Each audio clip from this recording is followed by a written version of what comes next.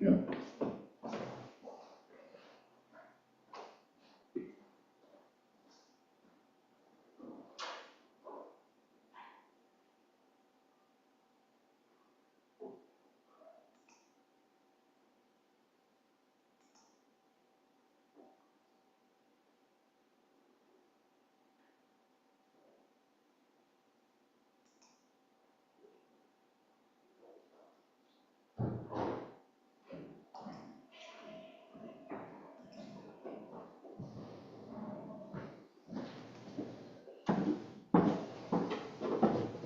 Namo Buddhaya, Bhante.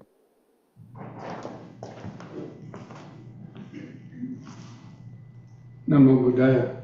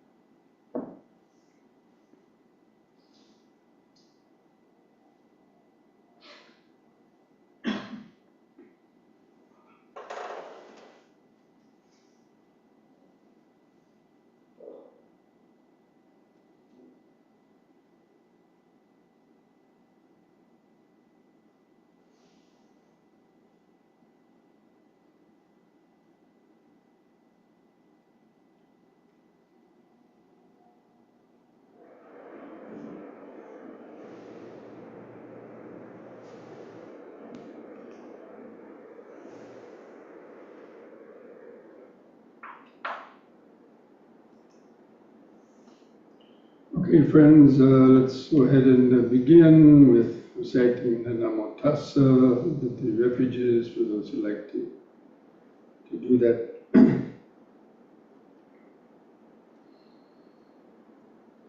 Namo Tassa Bhagavato Arahato Samma Sambuddhassa. Namo Tassa Bhagavato Samma Sambuddhassa.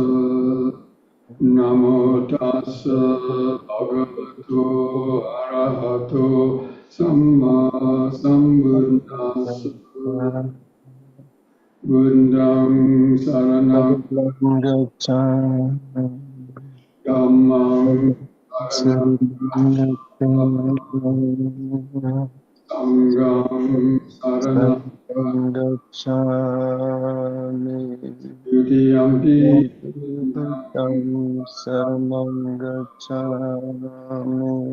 Dutiyampi Dhammam Saranam Gacchami Dutiyampi Dutiyampi Sangham Saranam Gacchami Tatiyampi Buddham Saranam Gacchami Tatiyampi Dhammam Saranam Gacchami Dutiyampi Tatiyampi Sangham Saranam Gacchami Adena. So, good evening, everyone, to this Wednesday evening Dhamma discussion and meditation practice.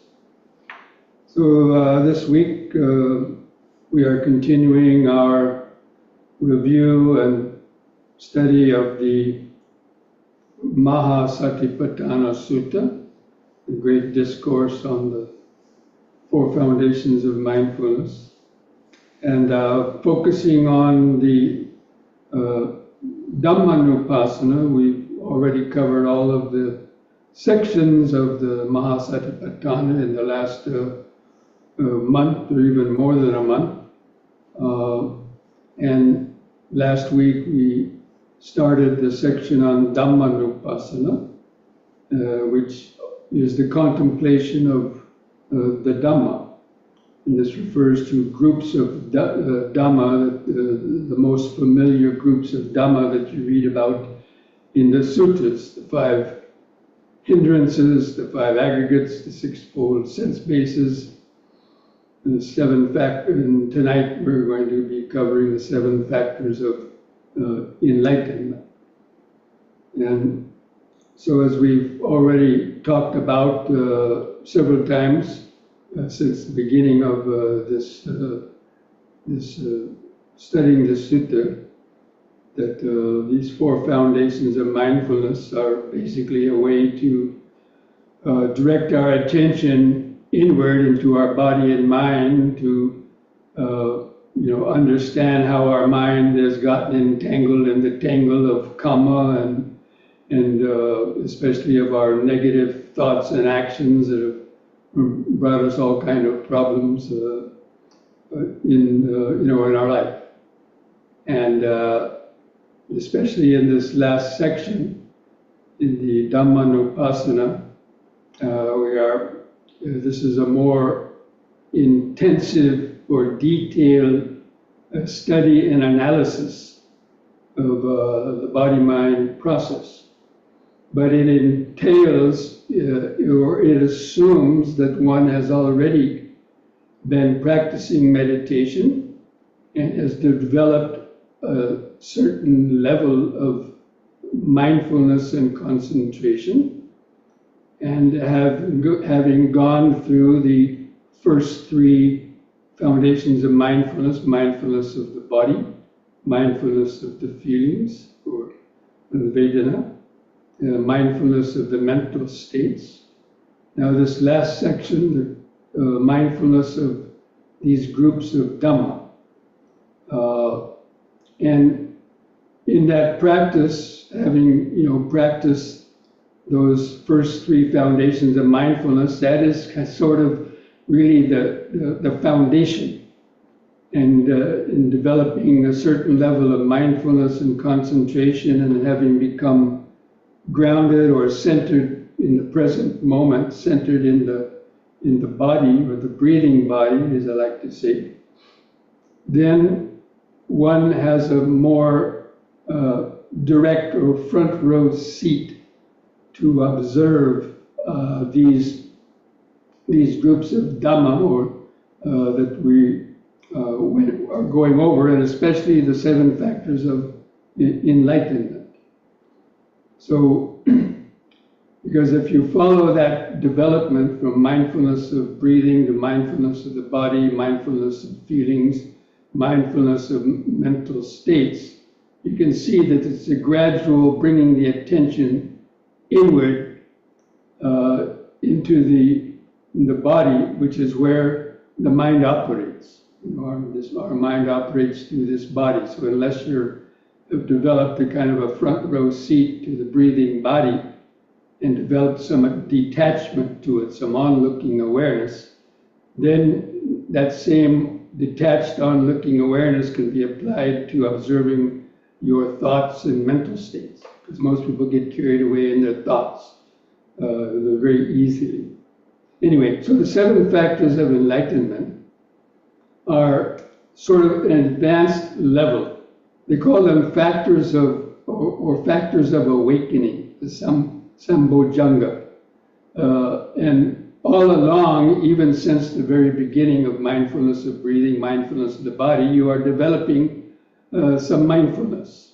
And also you're developing some concentration, enough to allow you to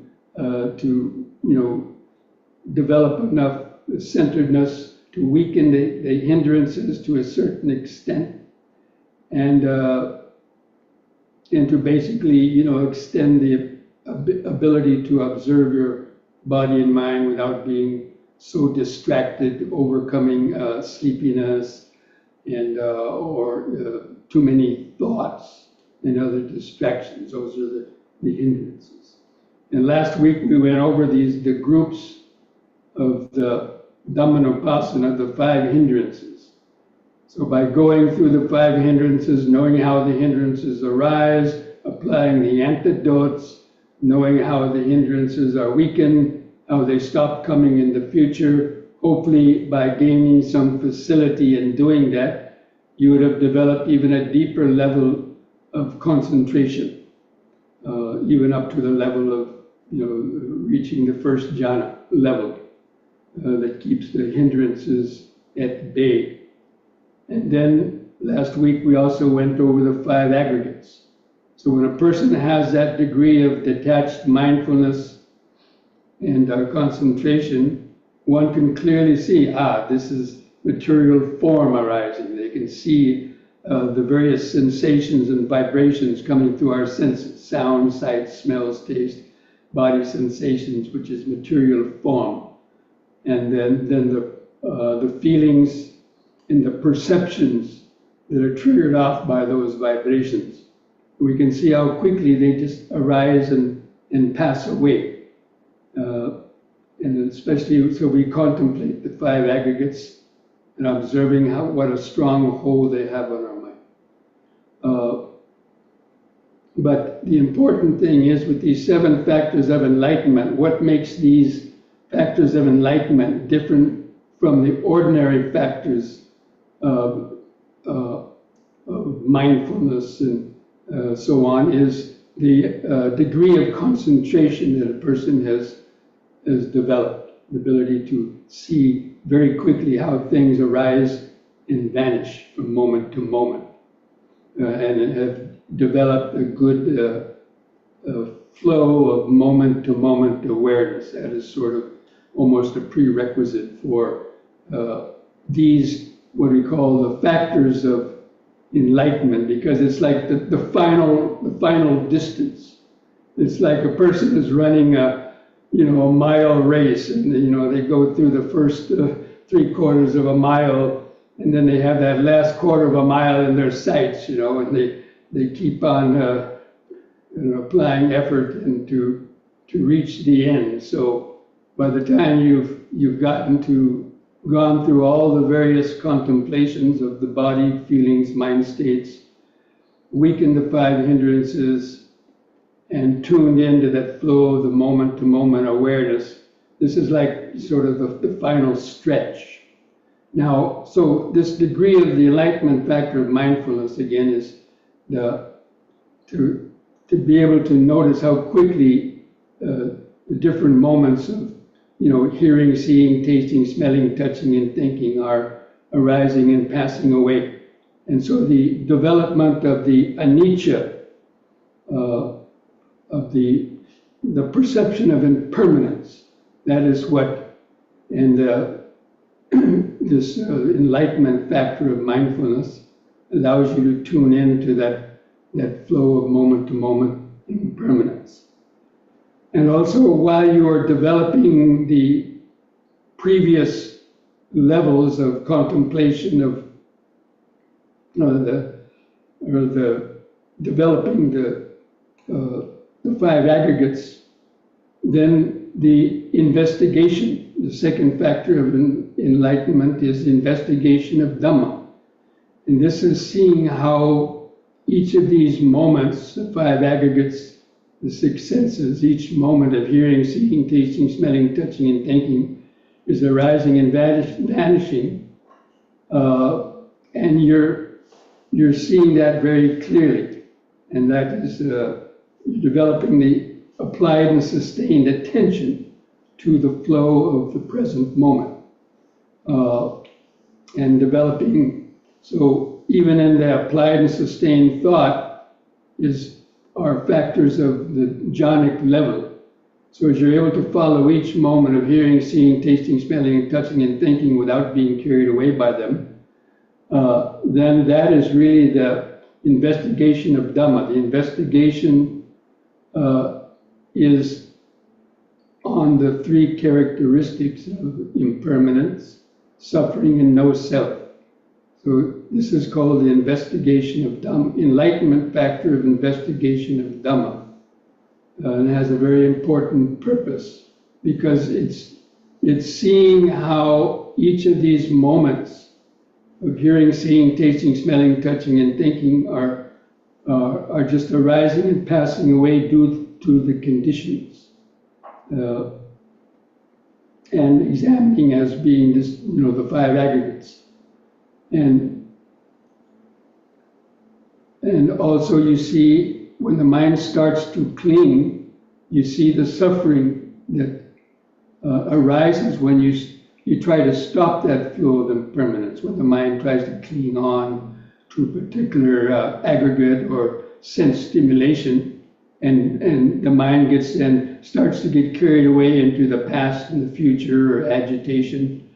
Immediately you see the suffering inherent in the clinging to the mental process, and so you develop that ability to let go, to develop that understanding of all of these moments are impermanent and a source of suffering if you cling or identify them, and they're also not self, without any owner or controller. You see that very clearly when you're observing in this level of when the factors of enlightenment, of mindfulness and investigation have been, when these factors have arisen, because they're supported by the concentration.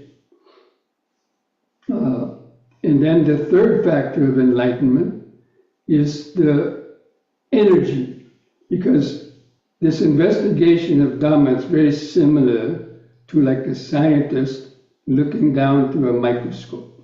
So if a scientist wants to discover, let's say, the cause of a disease, so he puts a blood sample or something like that underneath the microscope and looks down through that to try to peer into the cellular structure. And it's that concentration and that it allows you to see, the small details of how the intricate workings of the five aggregates, how the sensory vibrations trigger off feelings, how those trigger off attachment or aversion, how they trigger off thoughts of the past or future. And you see that very clearly, how it just happens by itself. And you're not really wanting that to happen or trying to do it. You see, it's a conditioned process. And so you get very interested. And you're observing that just like a scientist would observe how the DNA or cellular things are moving around in a cell, and red blood cells are doing something, white blood cells are doing other things, how the immune system kicks in and all that. It's like that. You really, the Vipassana meditation, this is Vipassana meditation. The 7 factors of enlightenment are actually the process of Vipassana meditation. And so, just like a scientist, if he's getting close to understanding what he's trying to examine and seeing how close he is to discovering the cure for this disease, he could stay up the whole night, with a lot of energy, wanting to learn more and more. So the same way, that's this energy having arisen from the mindfulness and the investigation of Dhamma, because you're seeing more and more details. And so you get a lot of energy. You're waiting to see what's next, what sensation is arriving next, what stimulation is arising next, what thoughts are arising next, so you can apply the appropriate understanding to let go of them. And you see how liberating that is. So this energy is important. A lot of people, they lose their energy. If they don't develop a good concentration or mindfulness, and their mind is still just kind of, getting caught up in hindrances, and, they might lose their energy. And that's why it takes this energy to stay on the course in order to suppress those hindrances. And after the development of the energy comes the rapture. And rapture is one of the jhanic factors. So those of you who have read the definition of the first jhana, they said the person is developed, applied, and sustained thought and rapture and happiness, born of seclusion, born of concentration. So this piti sambojjhanga, the rapture arises in this process of the meditation, which is, even strengthens keeps the mind even more and more focused. And at that point, all the pains and everything would have pretty much vanished, and the other hindrances. So you're in the strength of at least the first jhana at that point, or maybe even the second one, but the first jhana that has all the factors of the first jhana, applied and sustained thought, which is that mindfulness and concentration and investigation from moment to moment, is not being distracted. So that's applied and sustained attention to the flow of impermanence. And that's a state of concentration, and it has those jhanic factors. So that's 4 of these 7 factors of enlightenment. And you see the one follows the other as these factors. And you understand how these factors of enlightenment have arisen. How did they arise? Because of your continued and steady practice. That's how they arise. And if you see how they, if they're not arisen, you understand how you haven't applied yet enough mindfulness and concentration. Anyway, after the piti, then comes the body and mental tranquility. That piti is like a shower. If you can imagine like a shower within your brain, kind of a shower of some warm, tingling energy, coming down through the body, or just kind of moving, vibrating through the whole body, as though you were submerged in a warm bubble bath up to your chin. And every cell in your body was kind of vibrating with this tranquility. And that's one of the definitions or the experiences of the tranquility. And after that comes the concentration. And that could be even the second or third or even fourth level of the jhana, or at least it could be the second or third jhanic level, because each of these stages you are gaining deeper and deeper concentration, overcoming subtler and subtler distractions. So, and that concentration, if you read the definition of the third jhana, it says, happily one dwells who is equanimous and mindful. So it means the third jhana has equanimity, and the next level is equanimity itself. After the body and mind tranquility, is the concentration, and this would be of the, either the first or the third jhana. And then the next stage is concentration itself, which could be even the fourth jhana, the third or fourth jhana. And the next stage after the concentration is the equanimity. And the equanimity is the last, is the seventh factor of awakening is the equanimity. And this is a stage where you've already done all the work. You don't practice equanimity. Equanimity is an outcome of having done all of the above, and it's a result of all the previous development of those mental factors of mindfulness, investigation, energy, the rapture, the tranquility, concentration. And then the last level is the equanimity.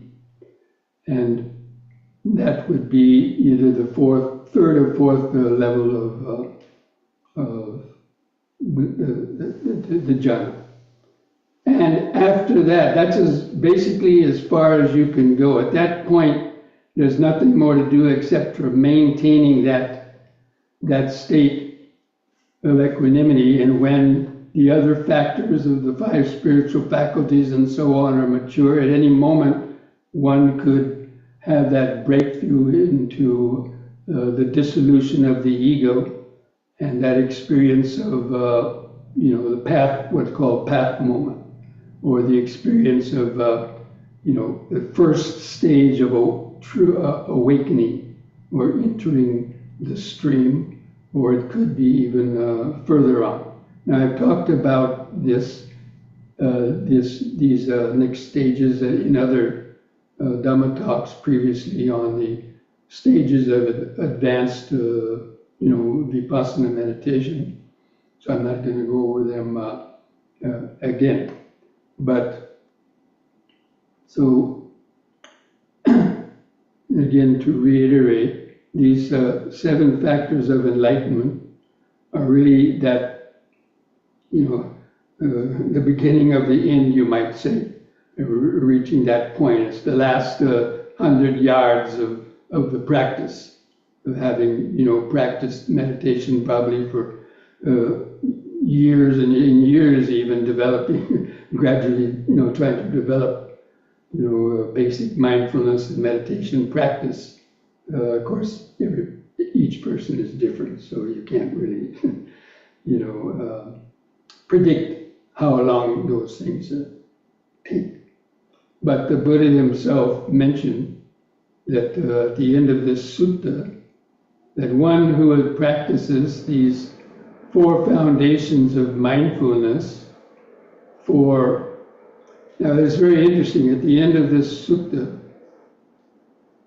the Buddha says that if one was to practice these 7 factors of enlightenment, even the 4 foundations of mindfulness, which would include, reaching up to those levels of the factors of enlightenment, but for 7 years, then they could either attain full enlightenment, or if there was some defilement left, at least the 3rd stage of enlightenment. And then some monks were saying, well, 7 years, come on, give me a break, can we do it in 6 years? And he said, okay, if you could practice, for 6 years, you could also attain the same state. Then another monk said, well, I'm already old, I don't have 6 years, And the Buddha said, okay, if you can practice for 5 years. And he kept on going down like that. Okay, if you can practice even for 4 years, for 3 years, for 2 years, for 6 months. And then he went down to even 7 days. That was the last straw. He said, if a person can practice these 4 foundations of mindfulness, and having built up to that point of, develop those 7 factors of enlightenment, for even 7 days, then one could attain, the full liberation, or if anything remained, the state of the never return. So that's the only time the Buddha ever talked like this about any other meditation practices. He was talking about this development of the 4 foundations of mindfulness, but its culmination is actually the 7 factors of enlightenment. Now, there's one more section of the Dhammanupassana, which is called the contemplation of the 4 noble truths. And at that point, when the 7 factors of enlightenment have been developed, and you're in that state, while developing that, then the 4 noble truths become clear as a bell.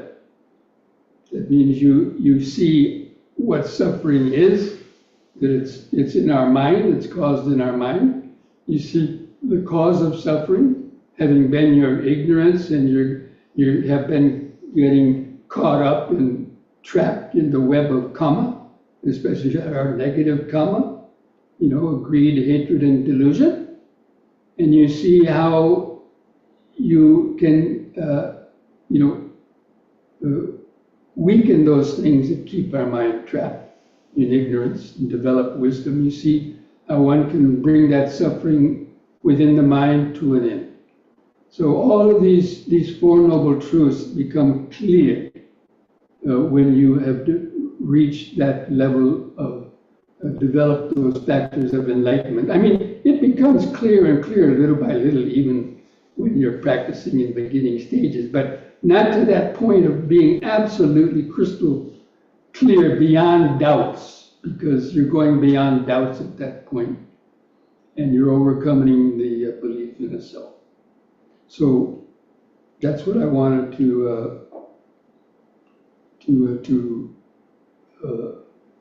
for tonight, is to talk about that. Now, next week, I'm going to finish the last section on the Four Noble Truths, because this is actually what distinguishes this Mahasatipatthana Sutta from the shorter version called just the Satipatthana Sutta. I think most of you know the Buddha gave two discourses, the Satipatthana Sutta, and which is number 10 in the Majjhima Nikaya, and then the Mahasatipatthana Sutta, which is Digha Nikaya 22, and that's what we've been going over now. But the sutras are identical up until pretty much this last section of the Four Noble Truths. Only then does he elaborate and goes into all the factors of the dependent origination and about suffering, the full definitions of the First Noble Truth, Second Noble Truth. And but anyway, I'm not going to go over that right now, because I'm hoping that you will read that section. That's the last section in the sutta on the contemplation of the Four Noble Truths, which is the very last section of the Dhammanupassana. And all these things are given in that order. The Buddha was very wise, and through his wisdom and practice, he saw that this whole practice of the four foundations of mindfulness, and especially culminating in the development of the 7 factors of enlightenment, which reaches ends in the stages of liberation, that that follows a gradual step-by-step development, or kind of one leads to another. A lot of people want to jump around, and they don't want to bother with mindfulness of the body. They just want to jump right to the mind, or some other thing, or say, well, we don't need the jhana or concentration. We can just go into practicing. But a lot of times their practice gets into a bind, and they get stagnated. And it's because they don't follow a gradual development, which could take again years for most people, because unless they're maybe a monastic who has their full time to develop it, but especially for me.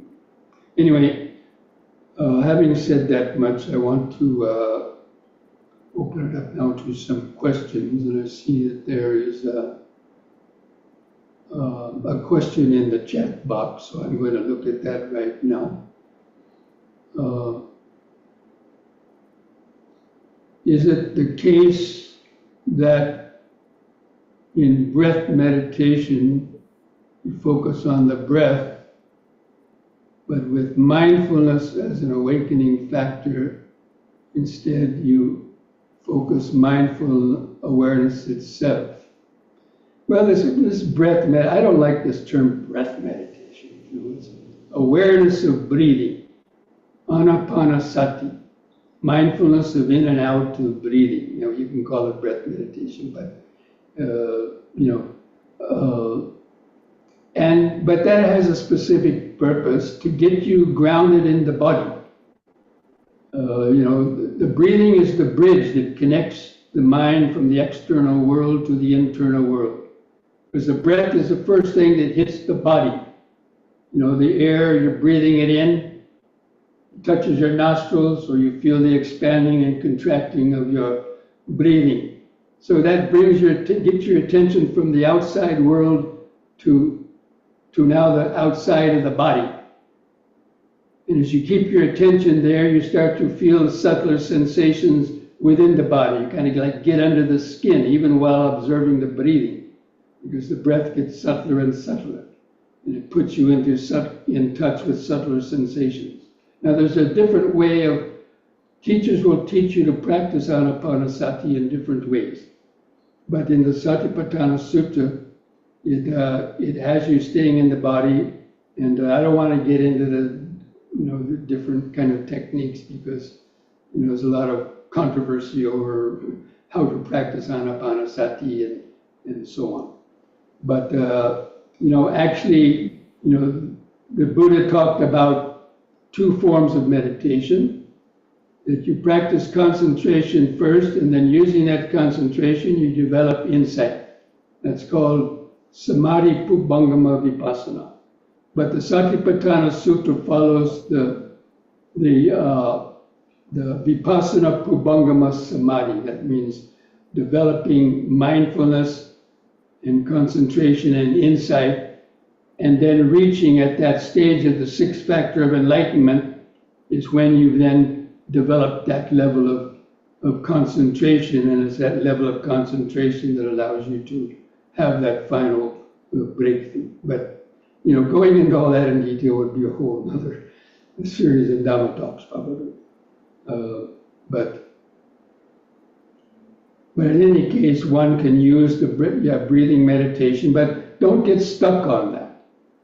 And the breathing is there to get into the body and then develop insight into anicca, dukkha, and anatta, to observe the five aggregates and the six senses and so on, and in seeing the whole conditioned nature of the mental process and so on. Okay, Dusyanti, you have a golden hand raised up there. I do. Good evening, Bhante. I think I only have two questions today. The first is you mentioned you don't practice equanimity. Equanimity is a result of applied and sustained thought. My question is, what is the difference between practicing upekkha as an immeasurable and this type of equanimity in the fourth and third jhana? So immeasurable, metta, karuna, mudita, and upekkha. Because even the Brahma Viharas, the Buddha taught everything in a sequence. So metta comes first, karuna comes second, mudita comes third, and equanimity is the fourth one. Again, you've already done the work by practicing metta, karuna, and mudita. In that way, you've already gained concentration of the third or fourth jhana, and in an equanimity, you don't have to practice it. You've already reached equanimity if you've started and done a systematic development, as I said, either with the Brahma Viharas or with these developing the factors of enlightenment. That equanimity is the end product of all these other types of meditation. I see. And then we can say we're practicing equanimity, but actually we're just practicing mindfulness and restraint. So we call it equanimity. You're enduring pain, but still you might like to move, but you prevent yourself from moving, or not to scratch that itch, and you say you have equanimous, but it's a low level of equanimity. I see. In the deepest sense, I'm talking about in the deepest or technical sense of using those terms. And then can equanimity be brought into your everyday life as a practice outside of meditation? It will be mostly your mindfulness and your understanding, and yes, equanimity, but you're not going to be in the third or fourth jhana, walking around in the supermarket, probably. You can remain, you can develop, if you have good mindfulness and develop the understanding and being grounded in the present moment, then naturally you're going to have some equanimity there. But it may not be the same quality equanimity as you would have if you actually reached in the third or fourth jhana. I see. Thank you so much, Bhante. Okay. Okay, Damon, you have another question? Yeah, no, that was my question in the beginning. But so tonight, when we do our meditation, is there a way to work in that section that you had us read, like when we're counting breaths and when we let go of the counting? And is there some way now to experiment with that new insight from that paragraph that you had us read tonight? Well, I might have done that even last week, but usually in most of the guided meditations, I do start in that way of probably not the 7 factors of enlightenment, because most people are probably not at that level yet, but certainly in the using the breathing to get connected to the body, and then opening up to feel the sensations, the subtler sensations, and then gradually to opening up as the mind is ready to see how quickly sensations and our thoughts, feelings and thoughts are triggered off by those sensations. If you're concentrated enough, and if you start to see them very clearly, then that's pretty much, you're developing that factor of the mindfulness factor of awakening, because that's the hallmark of it. You see quite clearly and how quickly, even in the space of a few seconds, you could notice 15 or 20 different moments and sensations arising and vanishing, just like tracer bullets being shot out of a automatic rifle. If you have developed enough concentration for that. Good, thank you. But I would say that would be the factor of enlightenment, mindfulness factor of enlightenment. And if you're getting insights into impermanence, that would be the investigation. You're not just observing them, you're understanding it. All these things are impermanent. And you can see how if you try to cling to any of them, suffering arises very quickly. If you're observing an itch and you decide to move up and scratch, then you break your concentration, and so you see, that's the suffering inherent in reacting to all these various sensations. Yeah, good, thanks. Okay. Bhante, do we have time for another quick question? Shoot. Yeah, go ahead. Okay, so Bhante, my question is about mindfulness of feelings. That when we are feeling happy or positive, we are mindful of that, and we have no problem, with feeling happy, and it is fine with us. Yeah, that's a mental state. That's not a feeling. In English, we call it a feeling, but it's not Vedana. Vedana is simply a pleasurable sensation, but then it triggers off happiness or sadness. That's an emotion. That is sankhara. So, when you say you're happy, that is not a happy feeling. That's the thought triggered off by a pleasant feeling. But technicalities that you don't really understand it when you've developed a deeper level of concentration. Yeah, Bhante. So I'm a little confused about how do you distinguish between a feeling and an emotion? By deeper concentration. Okay, so and by training yourself to observe it. Don't start with painful things. Observe the various pains and itches and irritations that are coming to your body, because those are the easiest to observe. And then you think about, because of that pain, the mind perceives it as an itch, and then you start to worry about it. Is something going to happen to me? It triggers off these fears. These are emotions. There's not the initial kind of unpleasant sensation, especially with body sensations, are the best thing to start with. Right. Right. Because So only Bhante, when you can stop reacting to painful, unpleasant sensations, then you will really start to be able to notice the pleasurable feelings. okay. So when I'm going through some sadness, let's say, feeling a little down, and I notice, whether you call it feeling or emotion, just by noticing, does it help for that feeling to go away? Yeah, if you can notice it and then not identify with it, saying that is not me, that's simply a mental state that has arisen. It's conditioned from our past reaction. That wisdom allows you to let go of it. But if you take it to be me, then, oh, I'm sad, you might have more difficulty letting go of it. But when you understand this is not really me, there's something programmed into the mind. It's not, and you stop identifying and feeding it, then you'll be able to let it go.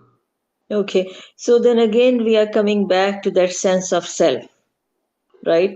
The self is behind all of it, and only in that when you've understood anicca and dukkha, then you will understand how nobody's self is going to want to cause themselves pain and suffering, right? Yeah. That's because it's conditioned that we've allowed ourselves to get trapped in that and identifying, thinking, I'm the one that's doing that. We try to do it by sheer power instead of wisdom. The Buddha didn't approach it by exerting power to overcome these things, but the power of mindfulness and the power of investigation and Dhamma. That's what frees the mind from reacting, not just your willpower. Yeah. Yeah. But again, these things can only be more deeply understood by long-term practice, and usually Right. on retreats and so on. Right. Right. Yeah. Extending, going on a longer, like a 10-day retreat, 2-week retreat, where you have the good conditions to practice. Yeah. Yeah. Thank you. Thank you, Bhante. Okay, friends, I think we'll bring this discussion to an end now, and so we can have a good meditation practice, and we'll take a few minutes break to come back to do a short session of some yoga breathing and stretches to develop a good feeling in the body, to develop some centeredness in the body. Okay, all right, so we'll come back in a few minutes.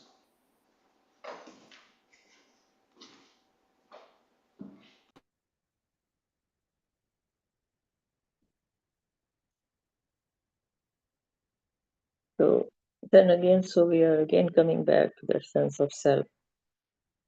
If I'm feeling sad and I notice I'm feeling sad,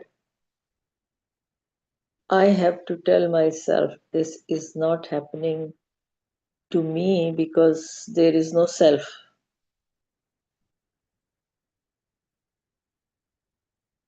And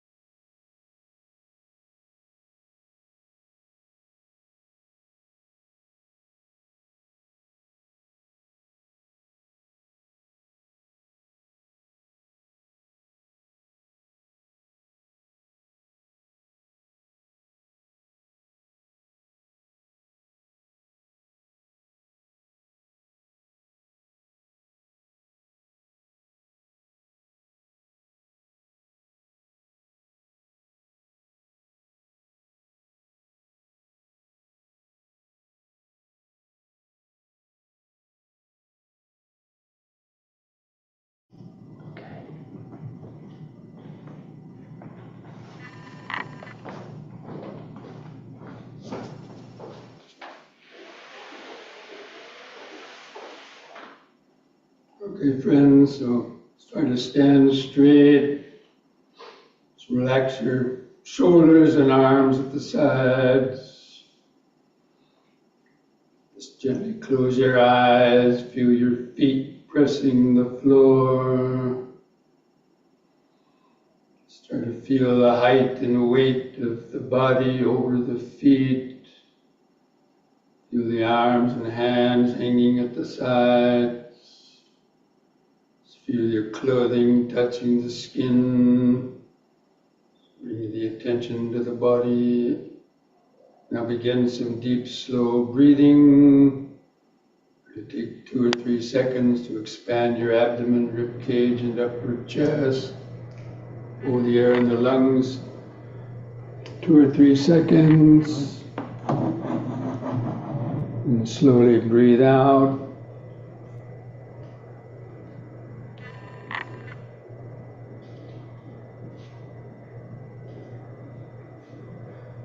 Take a few more deep, slow breaths like that, developing this mindfulness. Breathing in, letting go of the past and future. Breathing out, standing here and now. Breathing in, letting go of the past and future. Breathing out, standing here and now.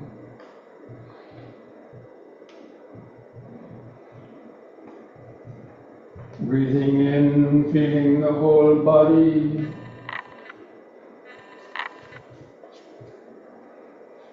Breathing out, feeling the whole body. Now combine this breathing with these movements. So on the next in-breath, raise the arms over the head, interlock the fingers, turn the palms up, straighten the arms, stretch up, stretch your head back, stretch upwards, release the fingers, the out-breath, arms back to the sides.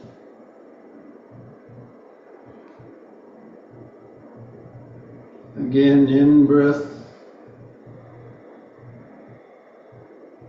Stretch up, bend back a little bit, stretch upwards and backwards, feel the sensations, out breath.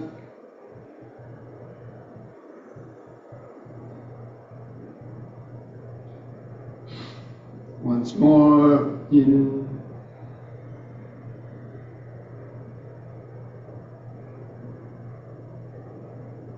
Stretch up, backwards, hold it a little longer. Feel the arch in the lower spine. Feel the sensation. Out breath. Arms back to the sides. Just close your eyes. Start to feel the outline of the standing body in the mind's eye. Feel your feet pressing the floor, hands and arms hanging at the sides, clothing touching the skin, head balanced on top. Just feel your eyes in the sockets. Just remember standing, standing.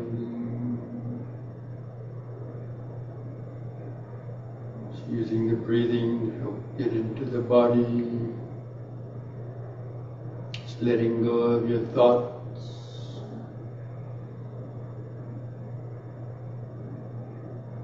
And the next in breath, lift up on the balls of the feet, raising the arms up over the head in this way, facing the hands toward each other, and stretch up. Out breath, come back down. Feel the sensations in the arms. Use the in-breath to help lift up the body. Stretch.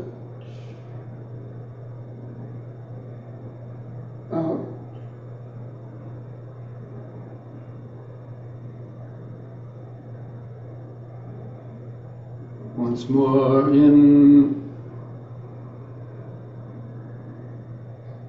stretch,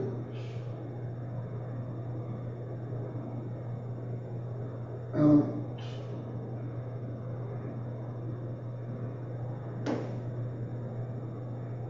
Close the eyes, keep feeling the body, don't let the mind wander in other thoughts.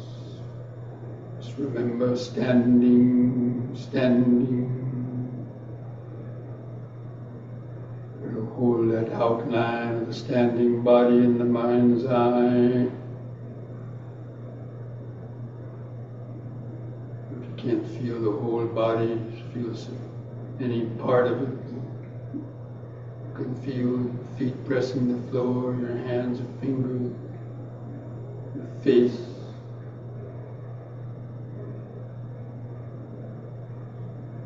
Keep remembering standing, standing.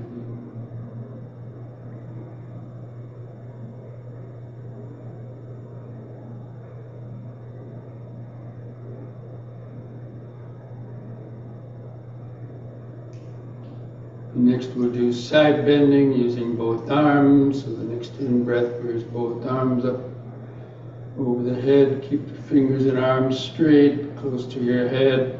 The out-breath, bend over the right side. Keep the arms parallel to each other like railroad tracks. In-breath, lift up.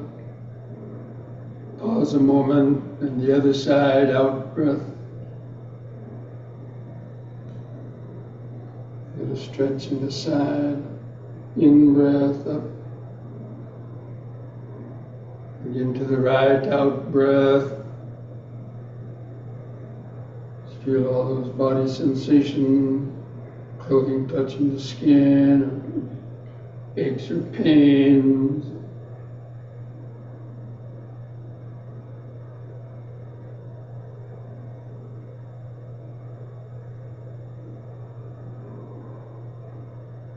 Once more to each side.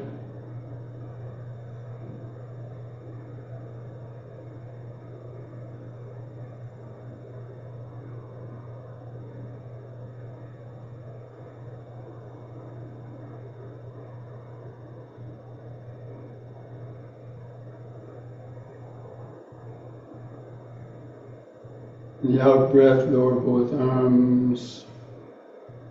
Just close the eyes, keep feeling the body. With the head on top, arms at the sides, clothing touching the skin, feet pressing the floor. Just feel any or all of those sensations. Just remember standing, standing. Getting centered, grounded in the body. Breathing is always there. The body is all around it.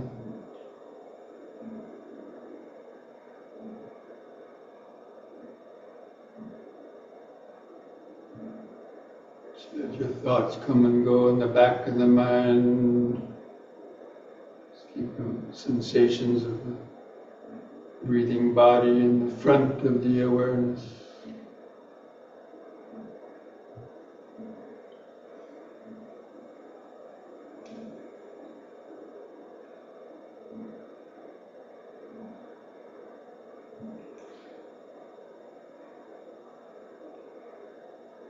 Next we'll do the squatting or knee bending. On the next in-breath, again lift up on the balls of the feet while raising the hands up front for balance. On the out-breath, bend the knees and lower down, coming down into as far as you can, to the squatting position, balancing on the balls of the feet. Take a deep breath to push up, feel the muscles in the legs, pushing the body up. On the toes, and out breath down.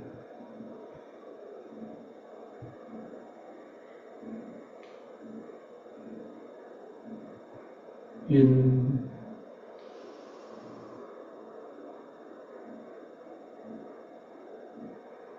Out.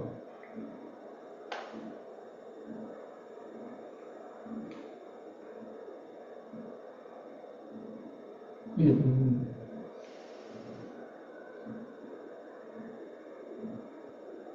And the out breath, lower back. Keep feeling the body, feel the increased heartbeat, other sensations,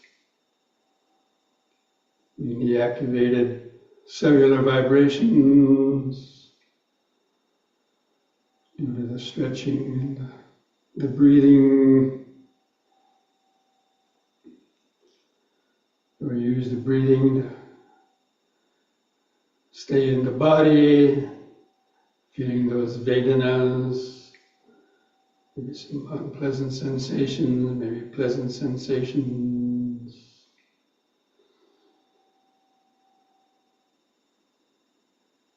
You can practice different parts of that sutta at the same time, breathing awareness, the body, sensations, if you know how.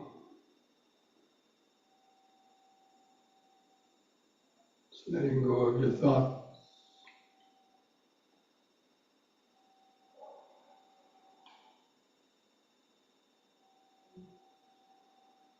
You can now spread your feet apart, about 3 feet or more. Hold the arms out at the side. We'll do twisting from right to left. We'll breathe in. On the out breath, twist to the right. Keep your eyes focused on the hand going back. In breath, come back to the front.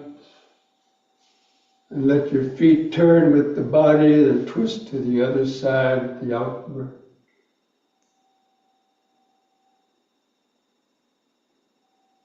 In breath, front. Keep alternating sides like that with the breathing, out breath to the right.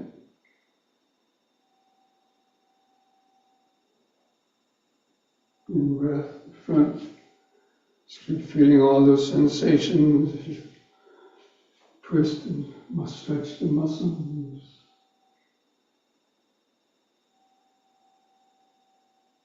In breath. Once more to each side.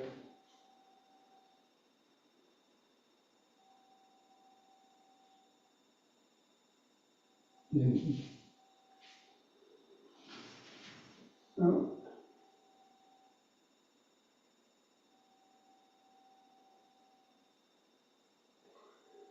And back to the front. Lower the arms. Just close the eyes. Feel each foot pressing the floor. Feel the hands and fingers. Feel the subtle tingling sensations in the hands or fingers. Probably that's a pleasant sensation. Just feeling those life force pulsations. Very organic, pleasant organic sensation. Feel the clothing touching the skin.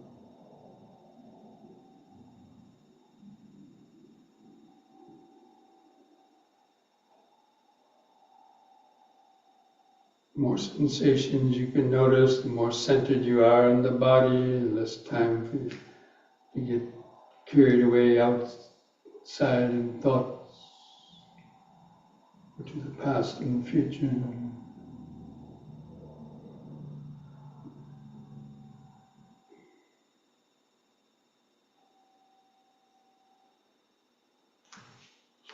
Now we're going to do alternate toe touching. Breathe in. On the out breath, bring your left arm across and down to touch your right leg below the knee or as far down as you can reach toward the foot, and look up at your other hand over your head. And come up on the in breath, carefully come back up. And then the other side, the next out breath.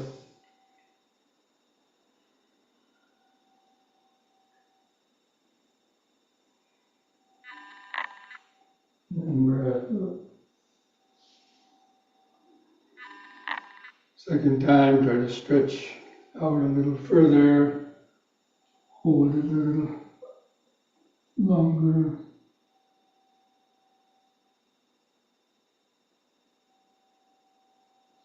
In, out.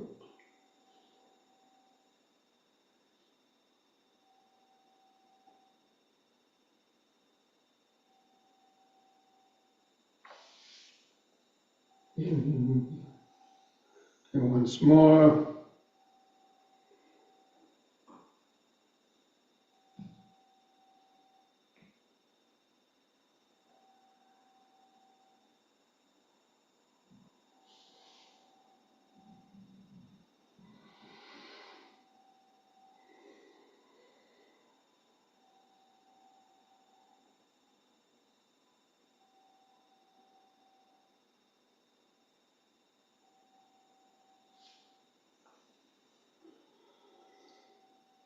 Relax. Feel the increased heartbeat. Feel the body shaking. Feel the breathing. Breathing body.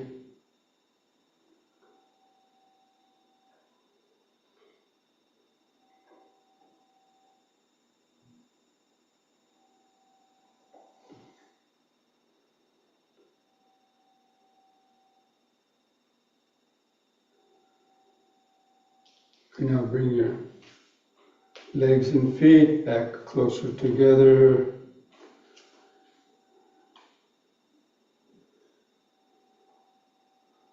We'll do the head turning from right to left.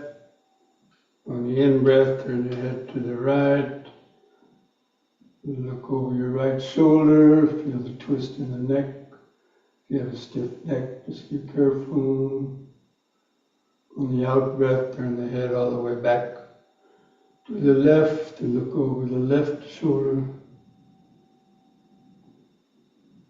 Concentrate into the neck vertebrae. In-breath back to the right.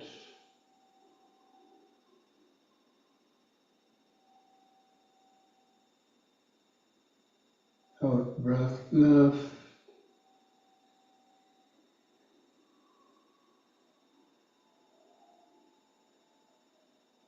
In right.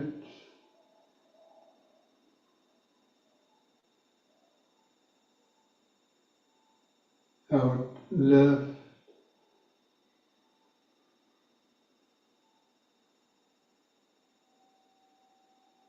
The next in breath, let the head stop in the center. Keep feeling the whole body.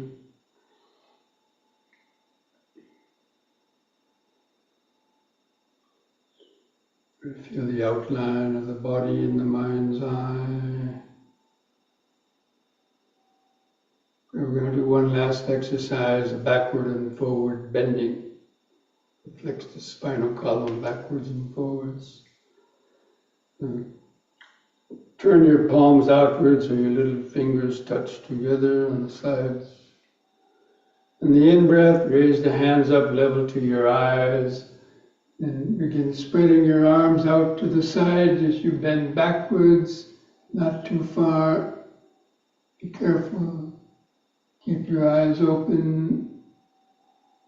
Carefully lift up on the in-breath. Beware of any body shaking. On the out-breath, lower the arms and hands down towards the floor. And keep your legs straight. Let the little bones in the lower spine stretch out. And begin lifting up. Turn the palms outward. In breath, raise the hands up. Out breath, spread the arms out to the side as you bend back.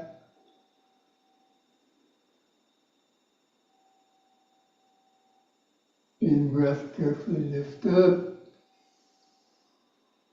Out breath, downward stretch.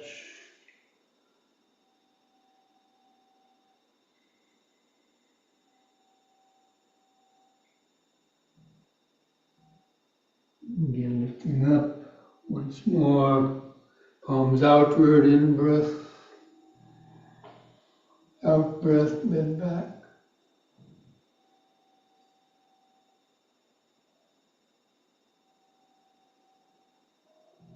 In breath, lift up. On the out breath, in downward stretch, try to hold it a little longer, keeping the legs straight. The bones in the lower spine stretch out. Feel all the sensations.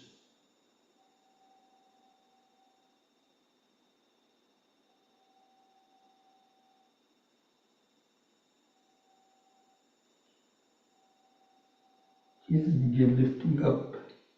On an in-breath, bring the hands together at the chest. In the out-breath, hands to the sides. Keep the eyes closed, feel the whole body. And feel that outline of the body. Feel that activated, organic aliveness of the body due to the breathing, stretching. Activate the cellular vibrations. This present moment, body-centered awareness.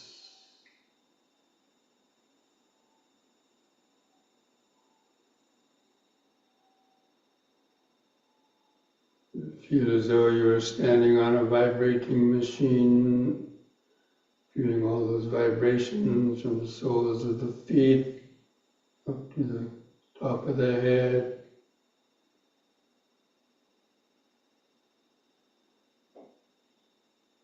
Remember standing, standing.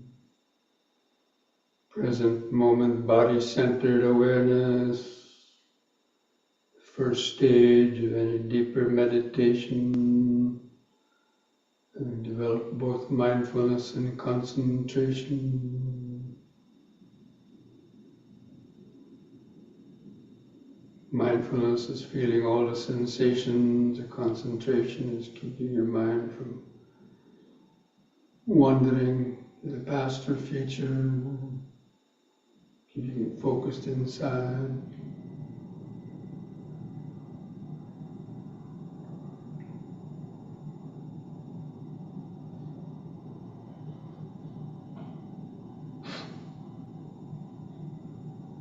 Okay.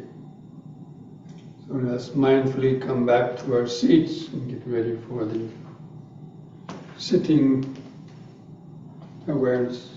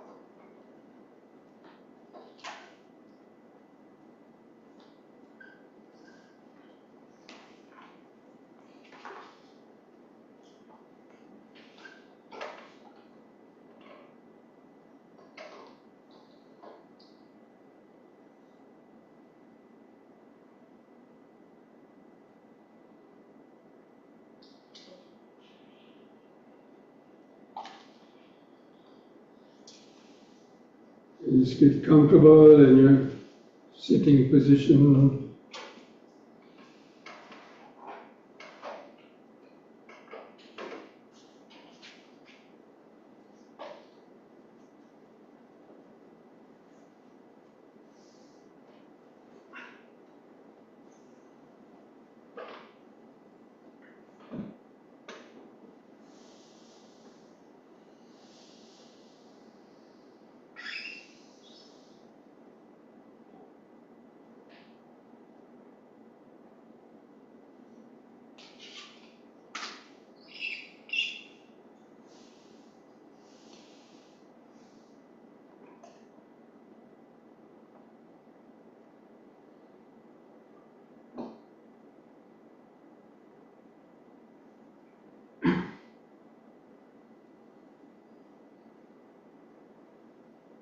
Just try to sit straight, try to find the center of gravity of your head and spine over the hips.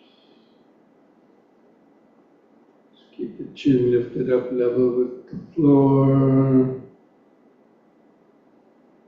Just gently close your eyes. Just try to feel the outline of the sitting body. I'm going to start this meditation by chanting Namo Buddhaya. Just listen to those vibrations. Let those vibrations relax your body and mind to the present moment. Start to do some deep, slow breathing. Three-part breathing, if you know that. I'm just holding the attention on the outline of the body.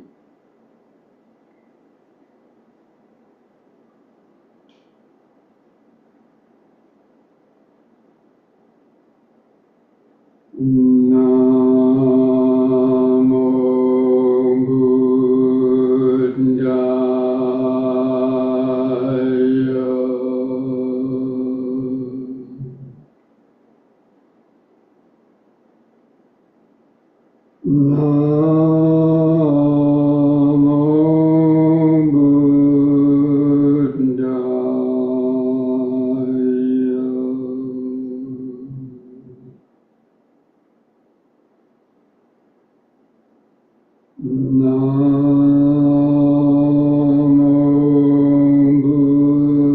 Buddhaya.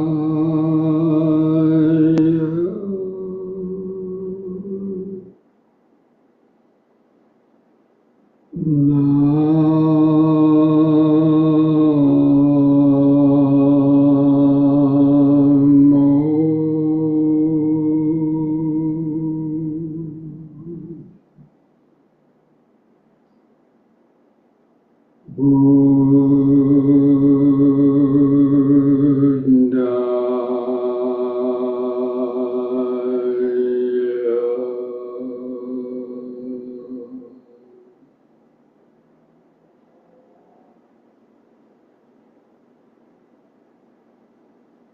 Feel the effects of that chanting in your body and mind. Keep connected with the breathing.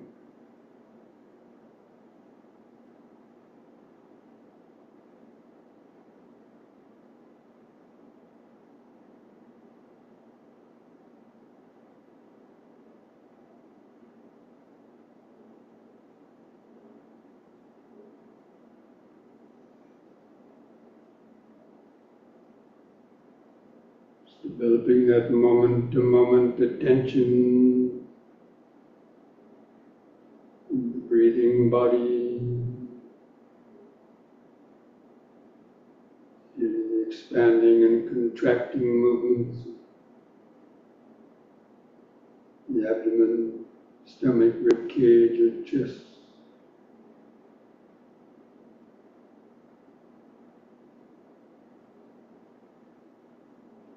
And try counting the breaths from 1 to 10 to develop a more continuous concentration in the breathing. I'll do the counting for you. Just try to follow that with the breathing and concentration. Next, expanding in breath, mentally count to 1. Hold the breath for a second. With the contracting out breath, also count to 1. The last bit of air go out.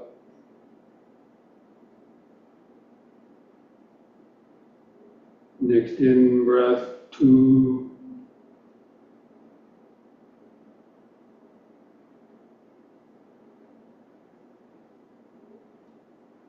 Out breath, 2.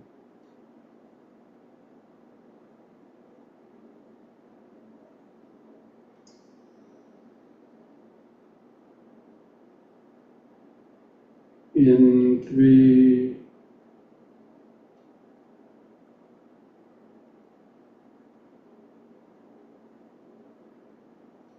Out 3.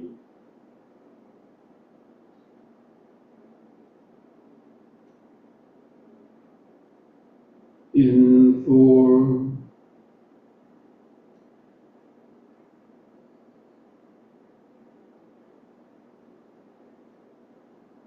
Out 4.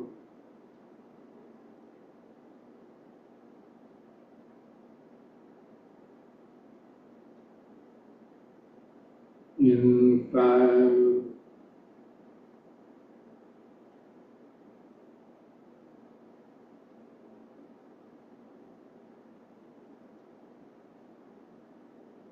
Out 5.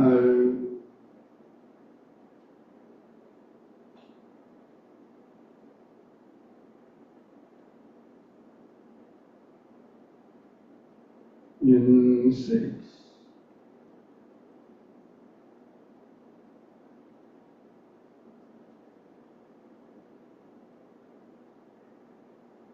Out 6.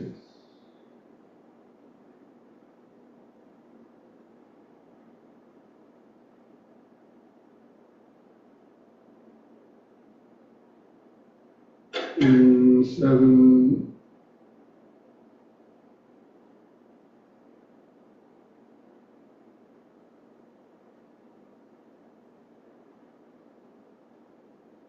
Out 7.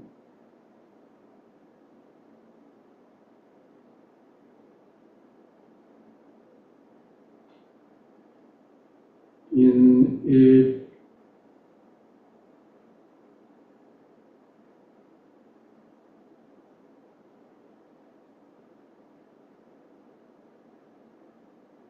Out 8.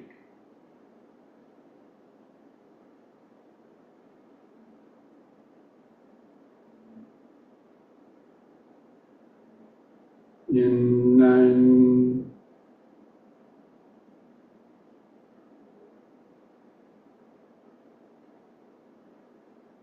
Out 9.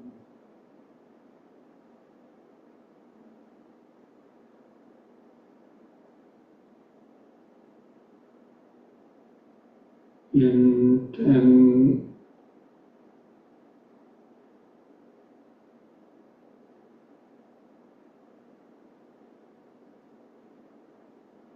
Out 10.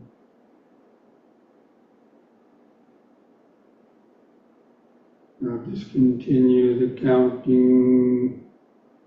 Let your breathing return to its uncontrolled, shorter, irregular rhythm. Don't force it any longer. Keep the attention focused on the residual, expanding and contracting movement.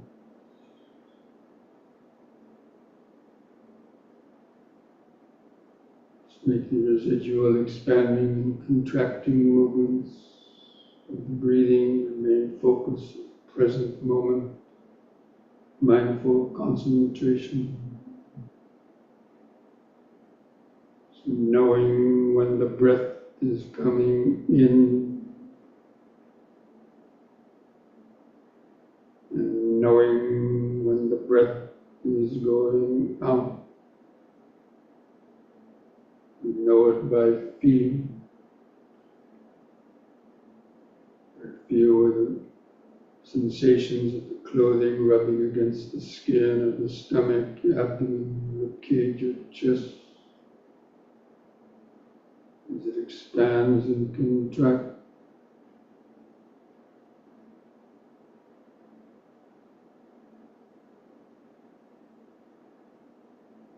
Try to notice the brief pauses between the breath.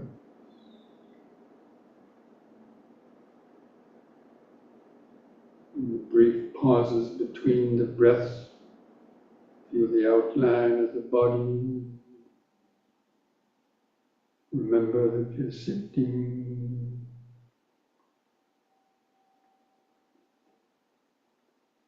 Just develop this basic present moment mindfulness. Breathing in, sitting.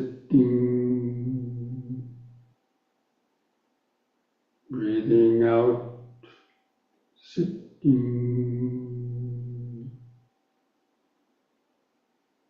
Breathing in, letting go of the past and future.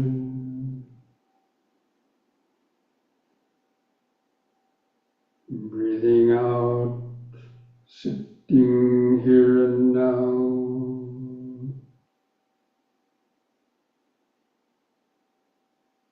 It's the ongoing, continuous, present moment.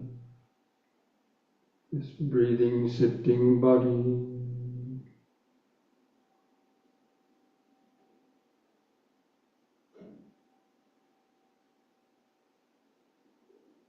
If you can, try to hold that outline of the body in the mind's eye.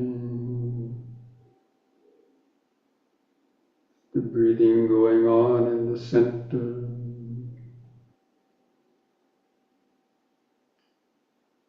Breathing in, sitting.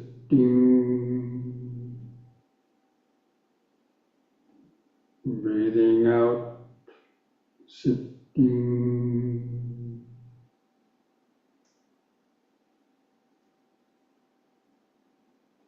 The body is sitting around the breathing.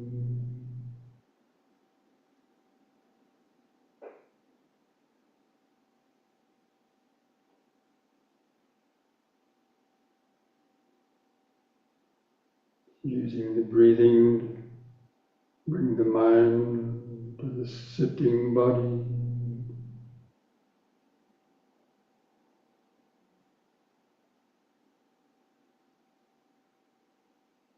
Just letting your thoughts come and go in the back of the mind.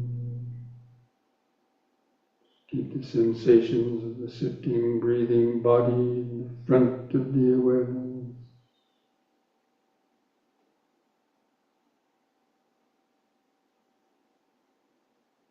Just tuning into the 4 phases of each breath cycle. Expanding sensations of the in-breath and the brief pause. Contracting sensations of the out-breath and the brief pause.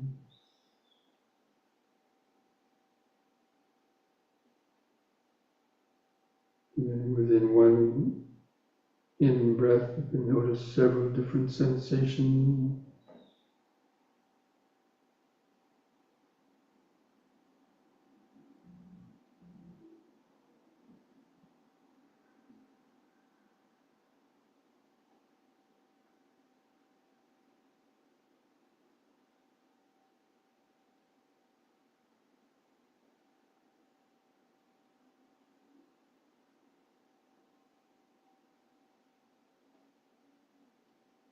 Developing applied and sustained attention, breathing in, sitting,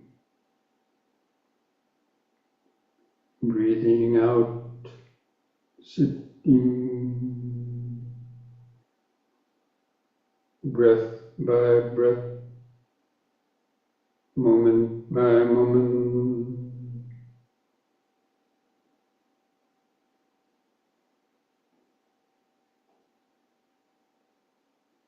Letting go of the external world. especially with each out breath, feeling the body and mind relaxing more and more into the present moment, here and now, of this breathing body.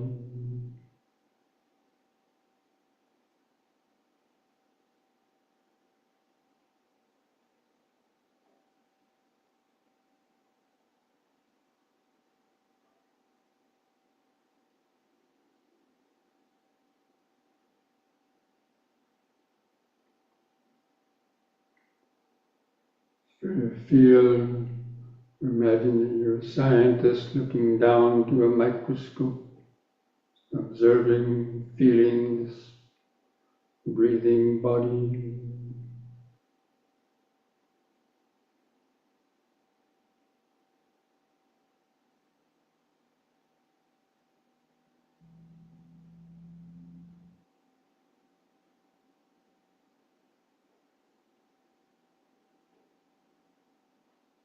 Feeling those sensations of the clothing rubbing against the skin as the breath expands and contracts.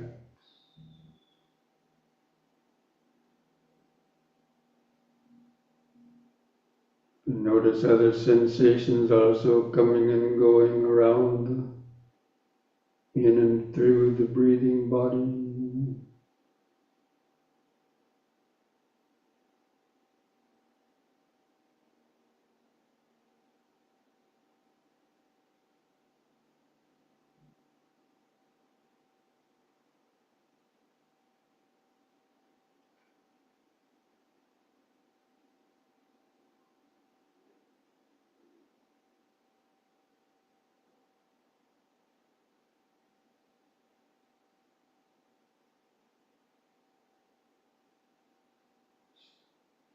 Keep turning up the power of the mental microscope of mindful concentration.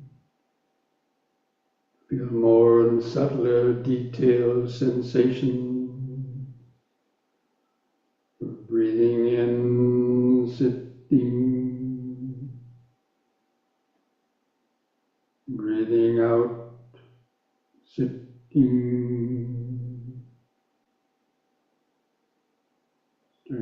Keep holding that outline of the breathing body and the mind line. Just letting your thoughts come and go in the back of the mind.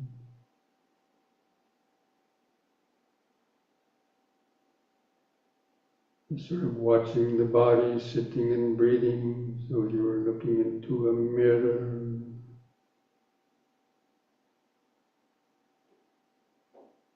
Breathing in, sitting. Breathing out, sitting.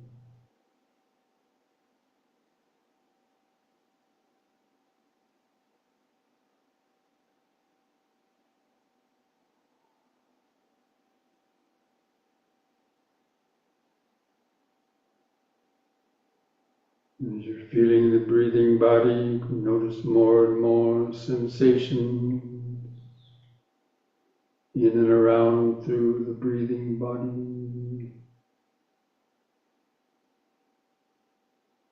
Sensations from your face, your hands, your feet, legs.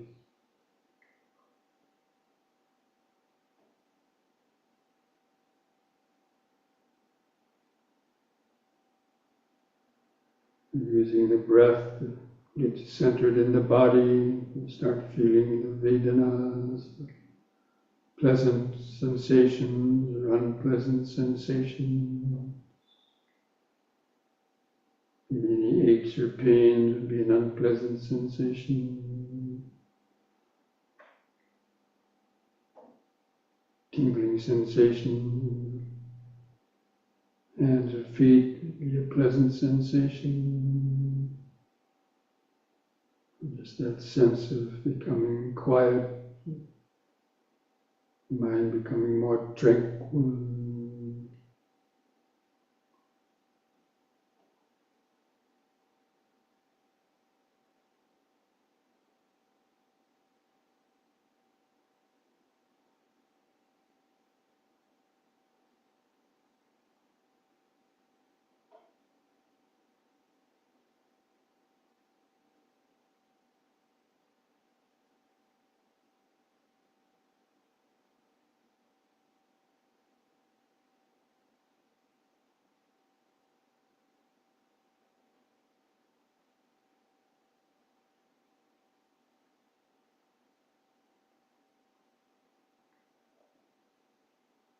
Be alert for thoughts sneaking up into the mind.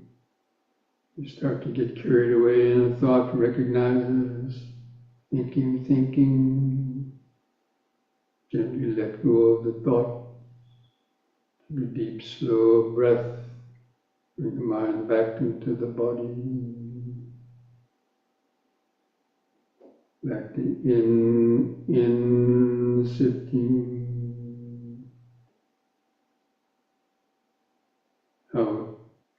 Out, sitting.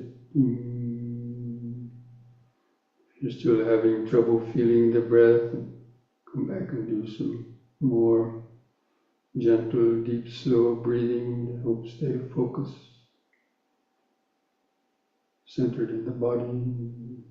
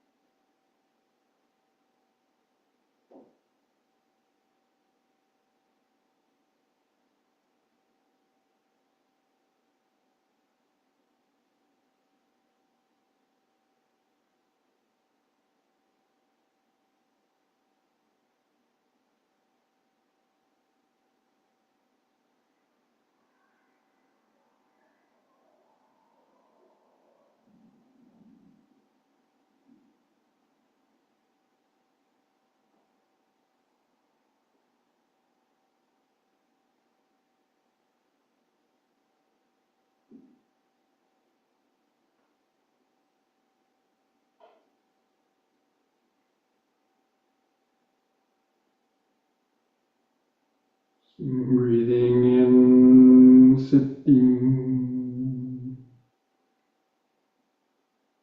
Breathing out, sitting.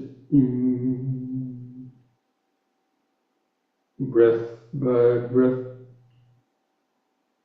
moment by moment.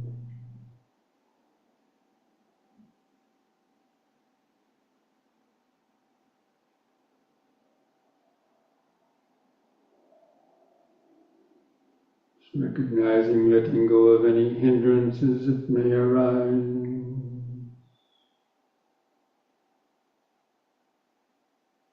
Develop a more sustained, concentrated awareness.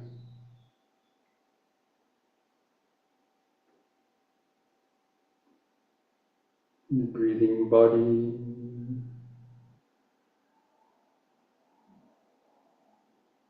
Being aware of this thoughts coming and going in the back of the mind, while noticing the stream of flow of impermanence of sensation in the front of the awareness.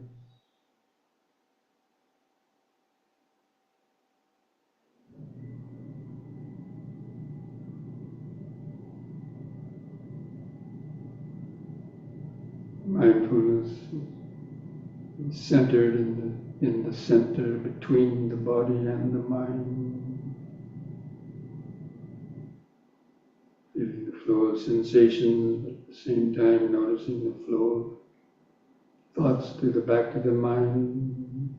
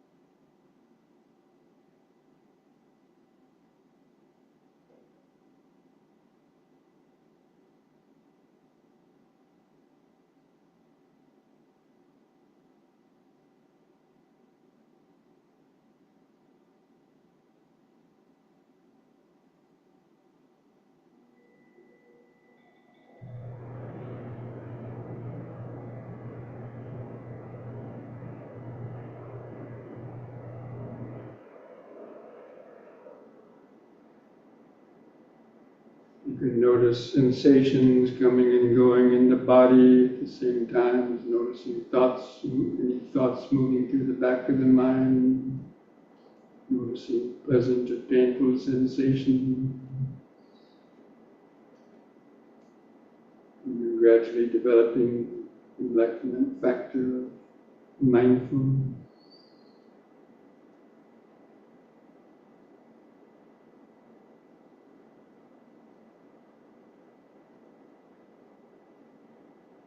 Opening up to the flow of impermanence,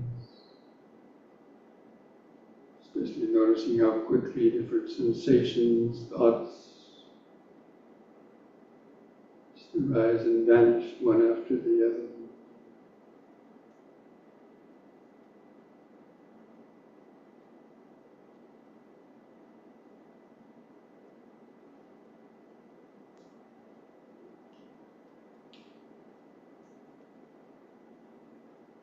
The mind is calm enough to developing that investigation of Dhamma, all these things are impermanent, coming and going due to condition. The body has a life of its own.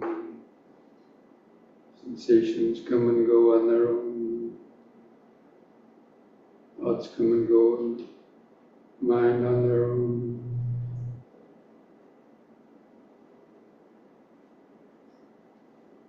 It's 5 aggregates. You can notice the 5 aggregates, and they're constantly changing.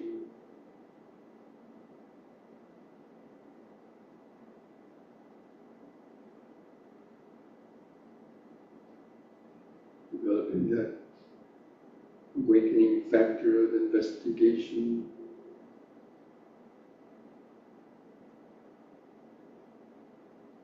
Observing the impermanence, no self-nature, various emotions, thoughts, sensations.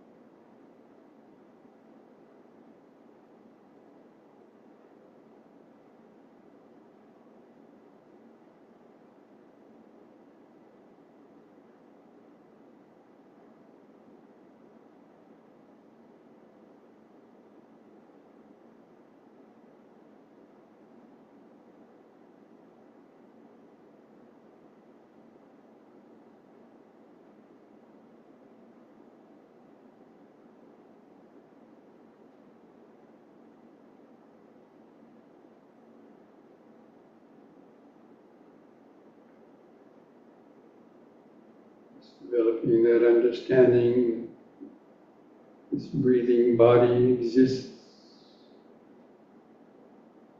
for the sake of developing mindfulness and deeper knowledge.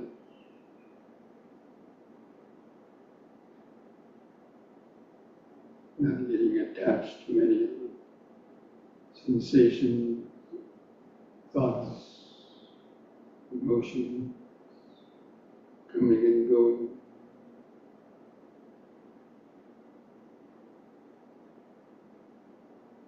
And just conditioned bubble floating through the body-centered awareness.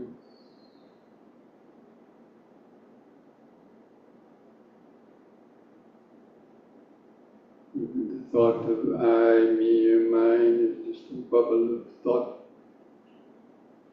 moving through the awareness.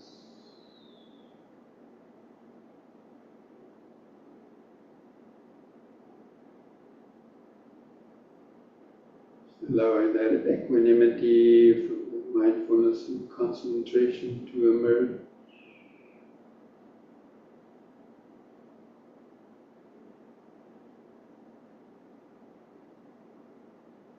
natural result of developing mindfulness, concentration, detachment.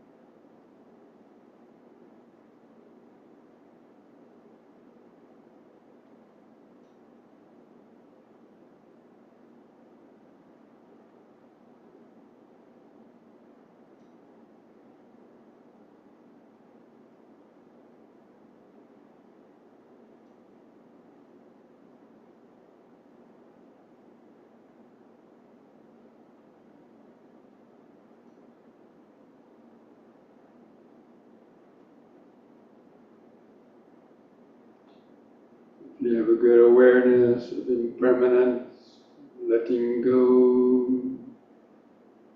start to feel like being an empty house with nobody home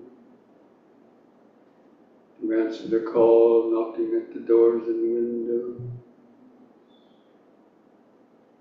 Just purified mindfulness and equanimity.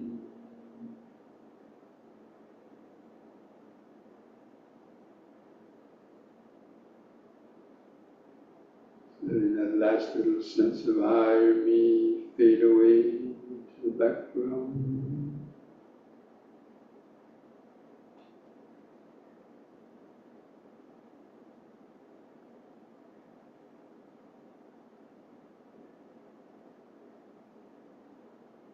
It's really that pure vibration of equanimous awareness.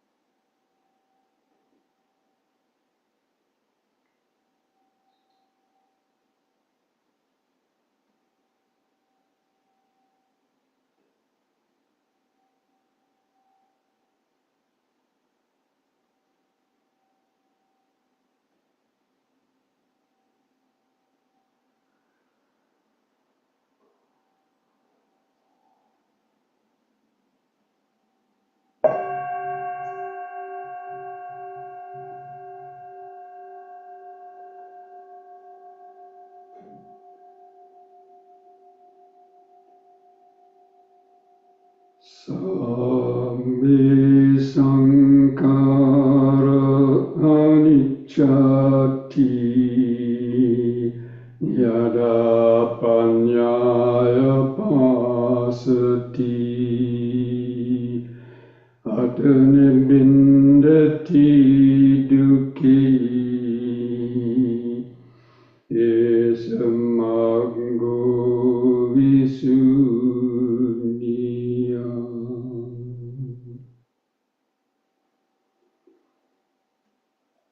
All conditioned things, the five aggregates of this body, mind, and world are impermanent. When one sees this with the eye of wisdom, one becomes disenchanted with suffering.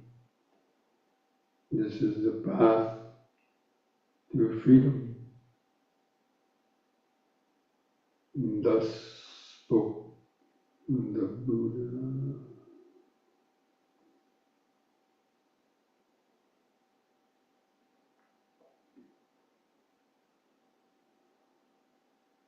Now I invite you to finish this meditation by chanting the word sadhu 3 times slowly.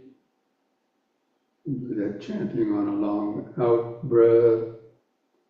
Feel those vibrations in the body and mind. So take a deep breath.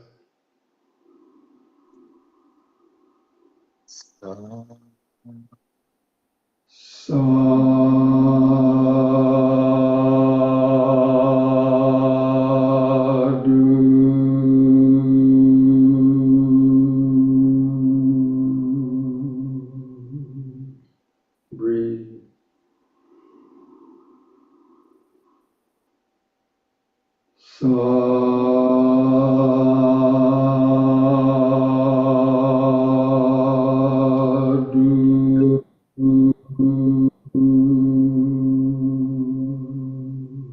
Breathe.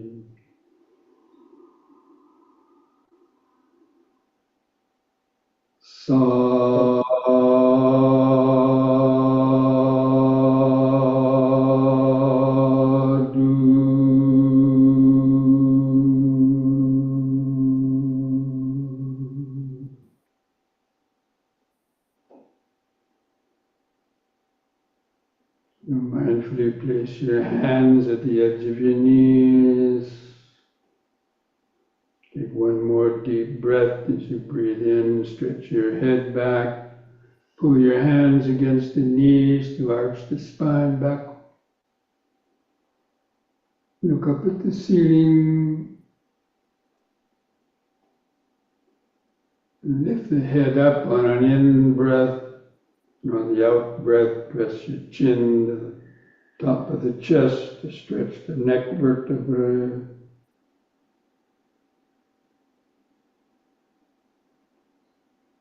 You lift the chin up level on an in-breath.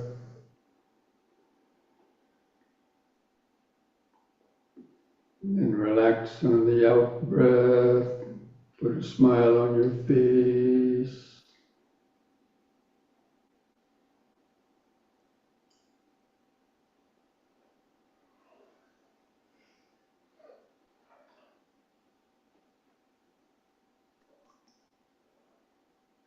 Okay. Thank you, Bhante. I hope you're all able to have a good meditation. Hope you're going to integrate, to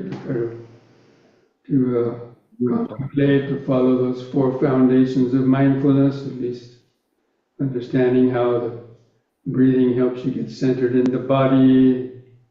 Being centered in the body helps you be mindful of sensations and thoughts coming and going. Developing insight into impermanence, conditioning.